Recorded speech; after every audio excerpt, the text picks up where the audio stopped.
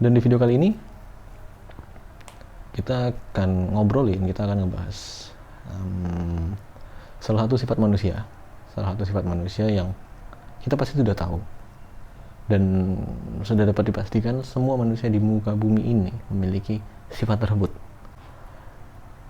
Aku kasih clue-nya. Sifat ini adalah sifat yang memiliki efek jangka panjang yang akan menghambat kita nanti dalam apapun. Ini akan menghambat kita dalam berproses apapun karena sifat ini memiliki karakter mencegah kita untuk produktif.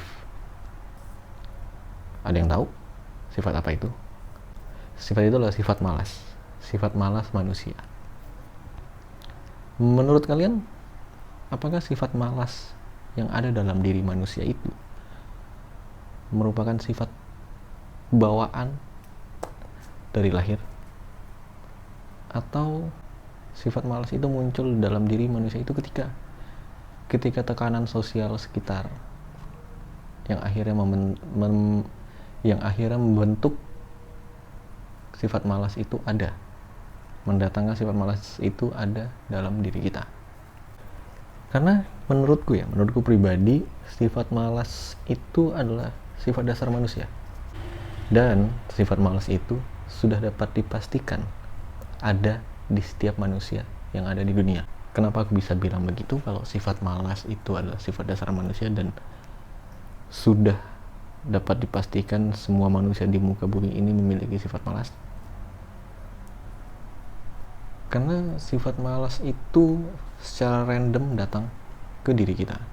Ya, karena sifat malas itu adalah sifat alami, sifat naluri seorang manusia. Kenapa aku bisa bilang kalau sifat malas adalah sifat naluri manusia? Karena manusia diciptakan memiliki insting untuk beradaptasi, insting untuk menolak menerima. Nah, maka dari itu kita sebagai manusia, kita harus segera menyadari sifat malas itu seberapa banyak sih di dalam diri kita.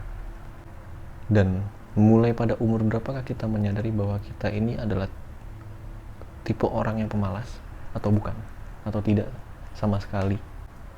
Kalau aku pribadi menyadari porsi rasa malasku tuh ketika itu kalau nggak salah pada saat aku masih SMP, kalau nggak salah. Ketika aku masih SMP, ketika aku diajak kemanapun, diajak ngapain aja, kayak ngajak makan ke tempat ini kayak segala macam, aku selalu bilang enggak malas.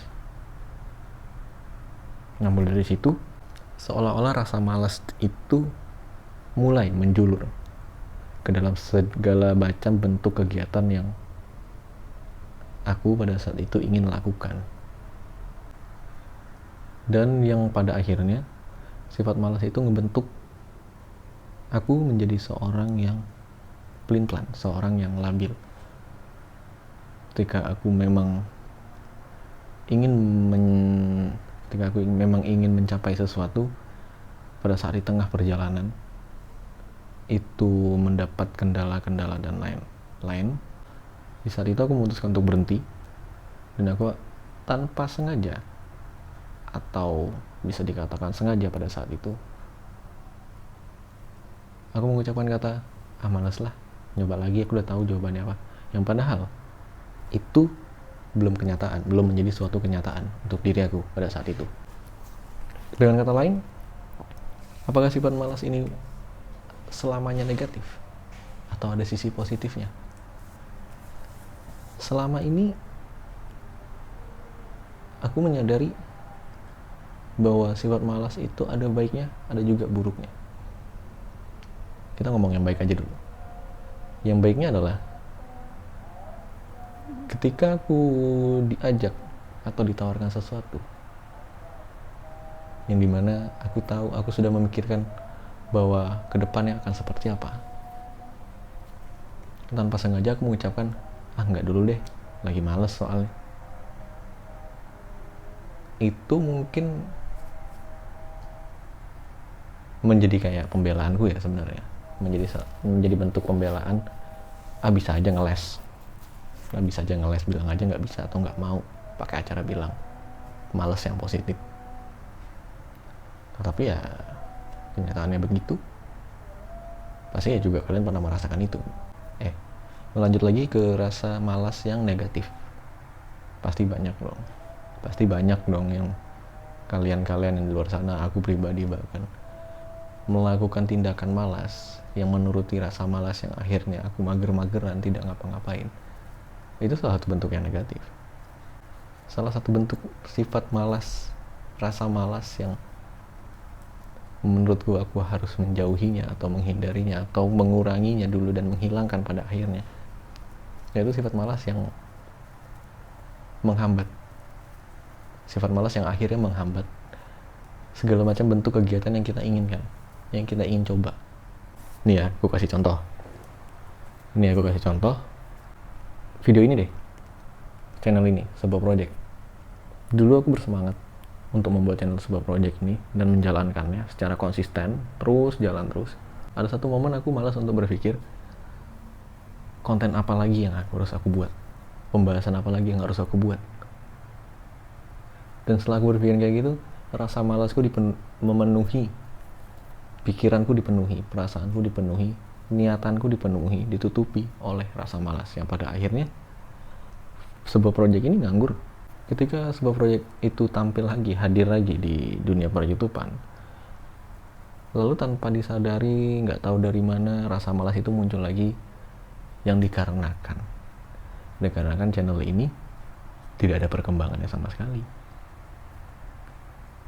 Padahal kalau kita tarik ke garis belakang, ketika aku berusaha untuk mengalahkan rasa malas ini, ada kemungkinan di saat ini channel ini sudah banyak videonya, sudah banyak teman-teman yang subscribe sebuah project, banyak juga dari kalian yang mengkritik sebuah project, dan pada akhirnya sebuah project akan lebih baik lagi dari sebelum-sebelumnya.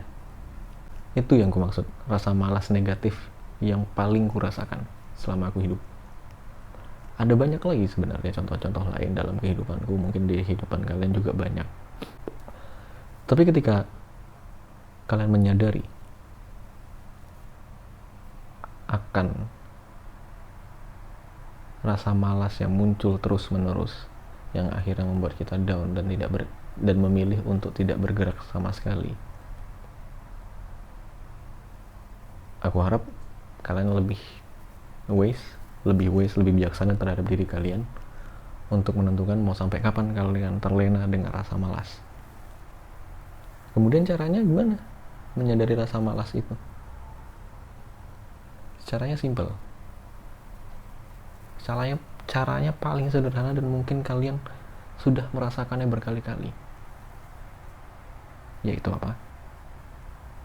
Yaitu ketika aku merasakan apa itu yang namanya menyesal. Itu titik puncak di mana kalian akan sadar bahwa rasa malas itu tidak ada untungnya sama sekali bagi kalian. Bahkan tadi statementku ada rasa malas yang positif atau negatif. Ketika kalian sudah menyesal, ketika kalian sudah di titik di mana menurutku itu paling puncak, yaitu rasa menyesal karena waktu tidak bisa kembali lagi, disitulah kalian menganggap rasa malas itu, sifat malas yang ada dalam diri kalian, merupakan sifat paling yang kalian benci dan kalian hindari. Tapi apakah rasa menyesal itu menjadi salah satu agenda dari pembentukan diri, pembentukan kualitas hidup yang lebih baik, pembentukan jati diri kita sendiri? Apakah harus kita melewati fase itu terlebih dahulu? Kembali lagi ke statement awal, yaitu manusia diciptakan untuk beradaptasi dalam segala macam kondisi. Nah, gimana caranya kalian bisa mempercepat rasa menyesal atas rasa malas yang sudah kalian lakukan bertahun-tahun yang lalu?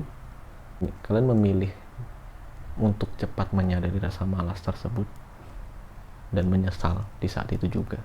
Kemudian di hari esoknya kalian bangkit lagi dan mulai kegiatan baru tanpa ada rasa embel-embel, rasa malas yang pernah kalian lakukan sebelum-sebelumnya, atau kalian akan membiarkan rasa malas itu tetap melekat di diri kalian seakan-akan semacam parasit yang akan terus berkembang biak di dalam diri kalian. Ya, jika ditanya solusinya, ya solusinya ada di dalam diri kalian sendiri, ada di pikiran-pikiran kalian. Kenapa aku bilang bisa menyampaikan kalau solusi dari mengatasi rasa malas, sifat malas itu ada di dalam diri kalian? Karena yang akan menentukan kalian sukses atau tidak, kalian akan menjadi kaya raya atau tidak, kalian menjadi dewasa atau tidak, itu diri kalian sendiri.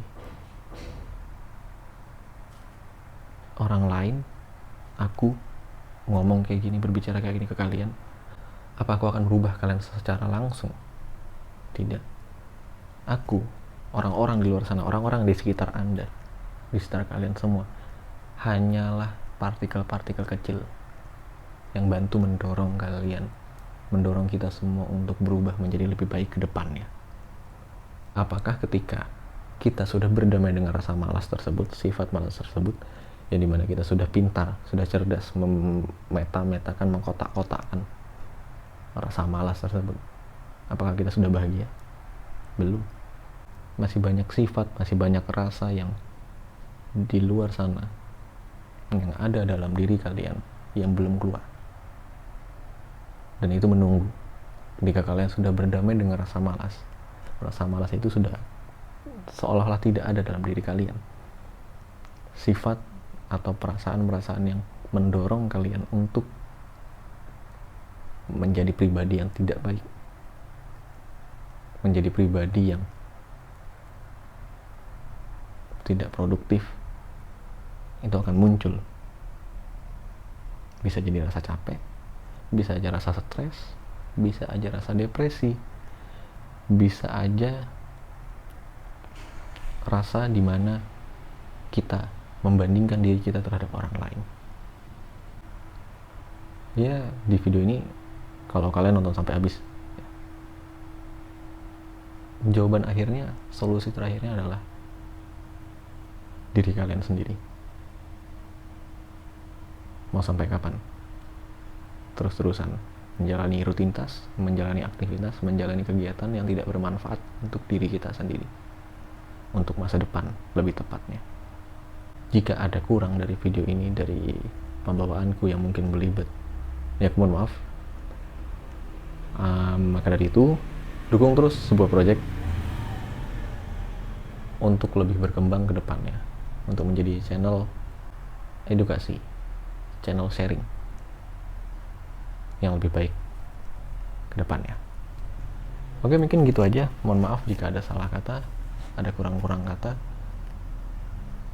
Aku hanya manusia biasa yang jauh dari kata sempurna. Terima kasih. See you in the next video. Bye-bye.